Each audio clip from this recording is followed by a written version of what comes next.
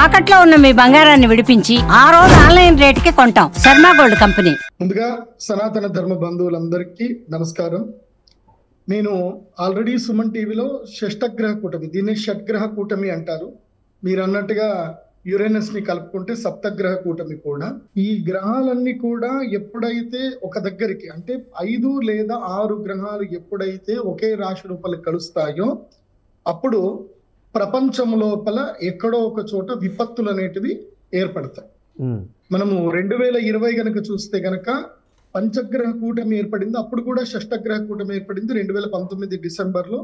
దాని తర్వాత మనకి లాక్డౌన్, కరోనా లాంటి పరిస్థితులు వచ్చాయి. ఆ తర్వాత పోయిన సంవత్సరం కూడా పంచగ్రహ కూటమి వచ్చింది. అప్పుడు కూడా మనం చూసాము, ఎన్నో జల విపత్తులు వచ్చాయి.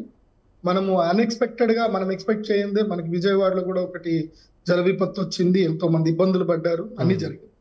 కానీ ఈసారి ఏంటంటే వీటన్నిటికన్నా చాలా పెద్దది.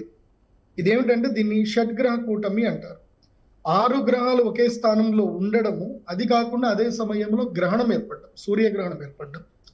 ఈ గ్రహణ ప్రభావం వల్ల ఏం జరుగుతుంది అని అంటే యూనివర్సల్లో గ్రావిటేషనల్ ఫోర్స్ లో గ్లిచెస్ వస్తాయి. ఇప్పుడు యూనివర్సల్లో అన్ని గ్రహాలన్నీ కూడా తిరుగుతున్నాయి. దేనివల్ల అంటే గ్రావిటేషనల్ ఫోర్స్ తోటి తిరుగుతున్నాయి. సో ఎప్పుడైతే ఈ గ్రహణానికి సంబంధించిన వేద ప్రారంభం అవుతుందో దానితో భూకంపాలు వచ్చే అవకాశం ఉంటుంది. నేను దీన్ని దాదాపుగా 10 ఏళ్ల క్రితమే రీసెర్చ్ చేసి నేను ఇంటర్నేషనల్ సాంస్క్రిట్ కాన్ఫరెన్స్ లో ఈ ప్రజెంటేషన్ కూడా ఇవ్వడం జరిగింది. ఆల్రెడీ ఈ సుమన్ టీవీలో కూడా జరిగినటువంటి ఇంటర్వ్యూస్ లో నేను ఆల్రెడీ చెప్పాను ఏంటంటే కనుక ఇది మంచి సమయం కాదు. విశ్వావసునామ సంవత్సరంలో షడ్గ్రహ కూటమి వస్తుంది. ఈ షష్టగ్రహ కూటమి వచ్చే సమయానికి భూకంపాలు తీవ్రతరంగా ఏర్పడతాయని చెప్పి ఆల్రెడీ ప్రజెంటేషన్ చెప్పాను. చెప్పినట్టుగానే జరిగింది. ఇది ఇక్కడితోటే ఆగిపోదు, ఇంకా సునామీలు వచ్చే అవకాశం ఉంటుంది. అది కాకుండా జపాన్ లాంటి దేశాలు, ఎక్కడైతే గనక తీర ప్రాంత దేశాలు, సముద్ర తీర ప్రాంత దేశాల లోపల అల్లోకల్లోలు జరిగేటువంటి అవకాశం ఉంటుంది. ముఖ్యంగా మొన్న ప్రదీప్ జోషి గారు మొన్న కొద్ది రోజుల క్రితం దీనికి యాడింగ్ కొంచెం సిమ్టమ్స్ కనిపించాయి. జపాన్లో అన్ఎక్స్పెక్టెడ్గా ఎప్పుడు బయటికి రానటువంటి ఒక చాప లాంటి ఒకటి రావడం, లేకుంటే వేల సంఖ్యలో తాబేలు బయటికి రావడం, షార్కులు చనిపోయి తీర ప్రాంతానికి రావడం, ఇలా కొన్ని వింతలు జరిగినటువంటి సందర్భాన్ని కూడా చాలా మంది కోట్ చేస్తారు సోషల్ మీడియాలో. ఇవి సంకేతాలు ఏమన్నా చెప్పుకోవచ్చా మీరు చెప్పిన దానికి? ఇంకే సంకేతం ఏంటి, ఆల్రెడీ స్టార్ట్ అయింది కదా మనకి. ఈ రోజు already result number 1 result start అయింది కదా. సంకేతం ఆల్రెడీ చూపించడం. దీన్నే ఏమంటారు అంటే శకున శాస్త్రం అంటారు.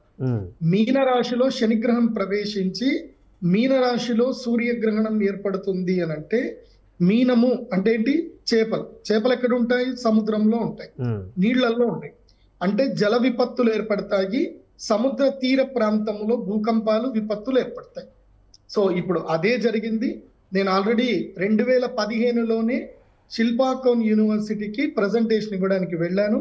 అప్పుడే ఈ భూకంపాల గురించి ప్రజెంటేషన్ చెప్పాను. అప్పుడే చెప్పాను, Bangkok is not, Thailand is not suitable for the largest tallest buildings అని చెప్పి అప్పుడే నేను ప్రజెంటేషన్ చెప్పాను. చెప్పిన తర్వాత అప్పటి వరకు ఉన్న టాలెస్ట్ బిల్డింగ్సే. ఆ తర్వాత గవర్నమెంట్ లో అప్పుడు నేను ప్రజెంటేషన్ ఇచ్చిన తర్వాత అప్పటి కింగ్ ఎవరైతే ఉన్నారో చూసి దాని తర్వాత సముద్ర తీర ప్రాంతం లోపల ఈ థాయిలాండ్ లో లోపల కానీ హై రైజ్ బిల్డింగ్స్ పర్మిషన్ ఇచ్చారు, కానీ తర్వాత పర్మిషన్ ఇవ్వాల, ఆపేశారు. సో ఇప్పుడు కూలిపోయిన బిల్డింగ్లు కూడా 10 సంవత్సరాల క్రితం కట్టిన బిల్డింగ్లే కూలిపోయాయి. అట్లాగే మయన్మార్ కూడా అదే జరిగింది. అండ్ ఇప్పుడు చైనాలో కూడా మళ్ళీ భూకంపం వచ్చే అవకాశం ఉంటుంది. భవిష్యత్తులో జపాన్ లో కూడా భూకంపం వచ్చే అవకాశం ఉంటుంది. అమెరికాలో అయితే భయంకరమైన టొర్నడోస్ వస్తాయి. ఇప్పుడు అమెరికాలో కూడా భూకంపం ఉంది. ఓకే, ఇది మన దేశానికి ఏమైనా ఎఫెక్ట్ చూపించేటువంటి అవకాశం ఉందా? మీరు చెప్పినటువంటి ఈ గ్రహం కానీ దీనికి సంబంధించిన ఎఫెక్ట్ మన దగ్గర ఏ విధంగా కనిపించే అవకాశం ఉందా? నేను ఆల్రెడీ మన సుమన్ టీవీలోనే చెప్పాను. మళ్ళీ అందరికి ప్రేక్షకులందరికీ చెప్తుంది ఏంటంటే, సుమన్ టీవీ నేను రాశిఫలాలు చెప్పాను, పంచాంగ శ్రవణం చెప్పాను, అందరు కూడా చూడండి. ఎక్కడైతే స్త్రీలు గౌరవింపబడతారో, ఎక్కడైతే అందరికీ అన్నదానాలు జరుగుతాయో, ఎక్కడైతే నిత్య హోమ యజ్ఞ యాగాదులు జరుగుతాయో అక్కడ విపత్తులు రావు. మన భారతదేశంలో అన్నదానాలు జరిగినన్ని రోజులు, స్త్రీలని గౌరవించినన్ని రోజులు, స్త్రీలు హింసకి గురి కానన్ని రోజులు మన దేశం బాగానే ఉంటుంది. బ్యాంకాక్ లో ఎందుకు వచ్చింది మీకు తెలుసు కదా.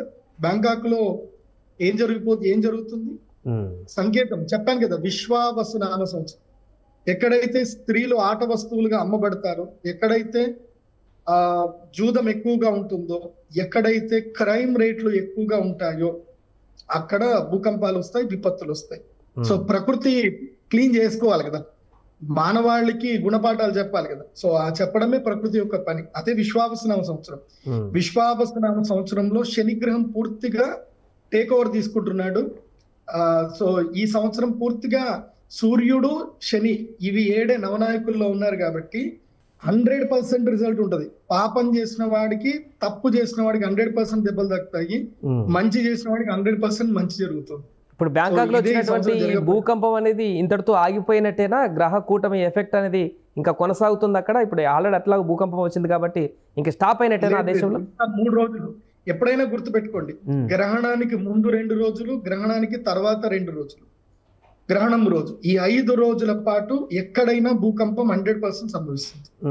మీకు దీన్ని ఆల్రెడీ నేను రీసెర్చ్ చేశాను. ఇఫ్ యు పర్మిట్, మీకు టైం ఉంది అని అంటే నేను ఆ ప్రజెంటేషన్ ఇస్తాను, ఓకేనా మీకు? సో ఇప్పుడు ఇది స్క్రీన్ మీద చూపిస్తున్నా చూడండి. ఇది వసుదేవ కుటుంబం అని international association of Sanskrit studies లో నాకు 16th వరల్డ్ సాంస్క్రిట్ కాన్ఫరెన్స్ ఉన్నప్పుడు నాకు ఇన్విటేషన్ వచ్చింది. సో ఇక్కడ నేను చేసిన రీసెర్చ్ లో ఇక్కడ మీరు చూడండి, 16th వరల్డ్ కాన్ఫరెన్స్ లో నేను ఆల్రెడీ బ్యాంకాక్ లో శిల్పాకోన్ యూనివర్సిటీలో clues from Vedic astrology to predict earthquakes has been accepted అని చెప్పి వచ్చింది. ఇక్కడ నేను ప్రెజెంటేషన్ ఇవ్వడం జరిగింది.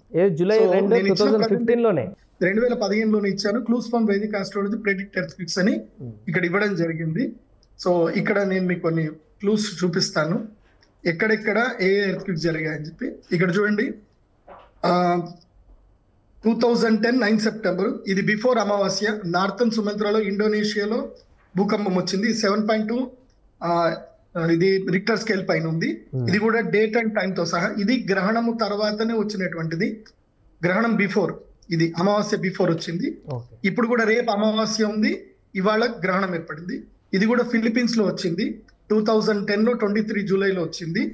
ఇది కూడా ఫుల్ మూన్ డే, అంటే గ్రహణము, సూర్యగ్రహణం కానీ చంద్రగ్రహణం కానీ జరిగింది అని అంటే దాని తర్వాత ఇమ్మీడియట్లీ ఇక్కడ మనకి ఎర్త్ క్విక్స్ ఏర్పడతాయి. ఇది కూడా 7.4 ఎర్త్ క్విక్, ఇది డేట్. తర్వాత చూడండి, మళ్ళీ చీలేలో ఒక ఎర్త్ క్విక్ జరిగింది, 2010లోనే జరిగింది. ఇది కూడా ఫుల్ మూన్ డే తర్వాతనే జరిగింది. దాని తర్వాత ఇది కూడా అమావాస్య తర్వాత మళ్ళీ ఇది ఇంకోటి జరిగింది చూడండి. ఇది ఇండో చైనాలో 8.6 ఎర్త్ క్విక్, ఇది 1950లో జరిగింది. ఇది చైనా హిస్టరీలోనే లార్జెస్ట్ ఎర్త్ క్విక్ ఇది. ఇది కూడా గ్రహణం తర్వాతనే జరిగింది. తర్వాత ఇరాన్ లో జరిగింది, 2 లక్షల మంది చనిపోయారు, 1780లో జరిగింది.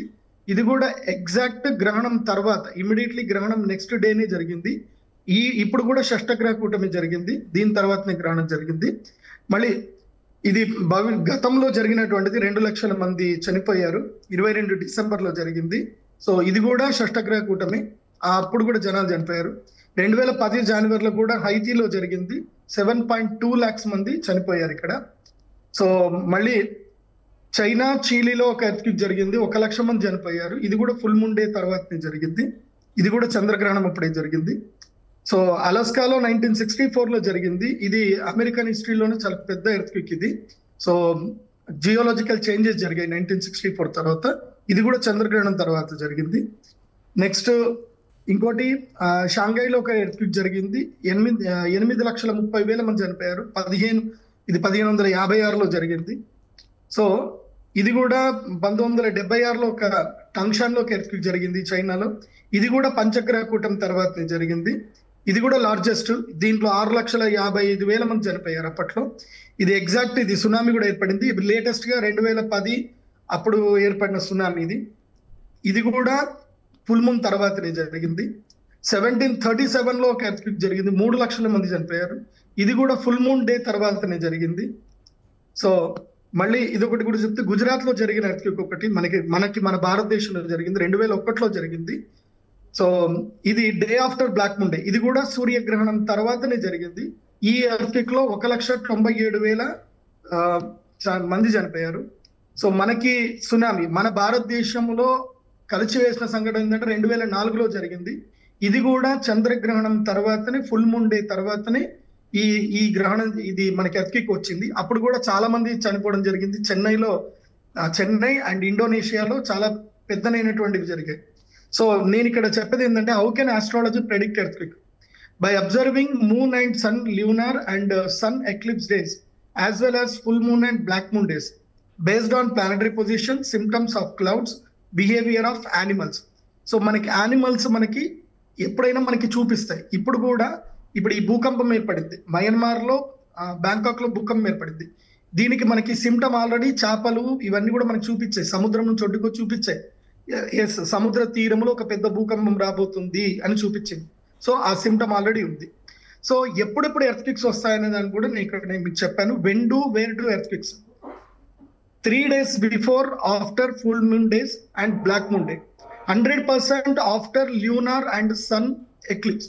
అంటే సోలార్ ఎక్లిప్స్ జరిగినా ల్యూనార్ ఎక్లిప్స్ జరిగినా 100% ఎక్కడైతే 4, 5 ఇంకా 6 గ్రహాలు ఉన్నాయంటే ఇంకా 100% డౌట్ లేదు, పక్కా ఎర్త్క్విక్ వస్తుంది, భూకంపం వస్తుంది.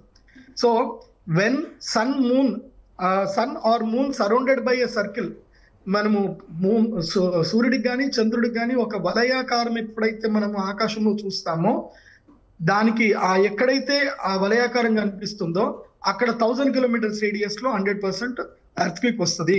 సో ఇవన్నీ కూడా నేను 100% చేసిన రీసెర్చ్.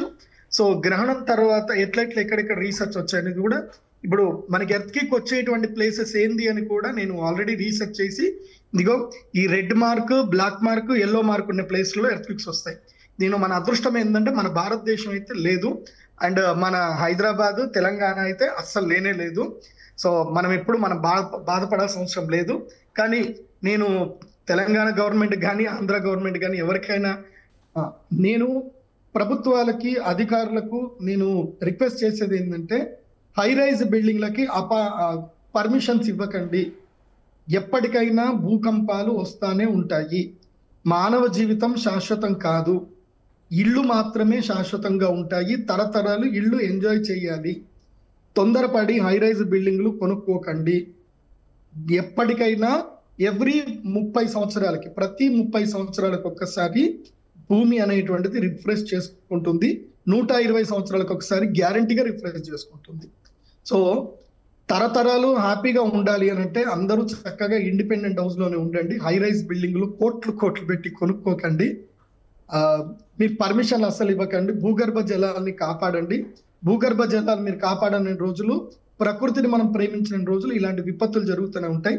మన అదృష్టవశాత్తు సనాతన ధర్మాన్ని మనం పాటిస్తున్నాము, అన్నదానాలు చేస్తున్నాము, స్త్రీలని గౌరవిస్తున్నాం కాబట్టి మనందరికీ మేలే జరుగుతుంది. సో ఎక్కడైతే స్త్రీలు, శిశువులు గౌరవింపబడతారో, అందరికి అన్నదానాలు జరుగుతాయో, ఎక్కడైతే ఆనందం ఉంటుందో, ఎక్కడైతే మోసాలు, అధర్మాలు జరగవో అక్కడ భూకంపాలు రావు.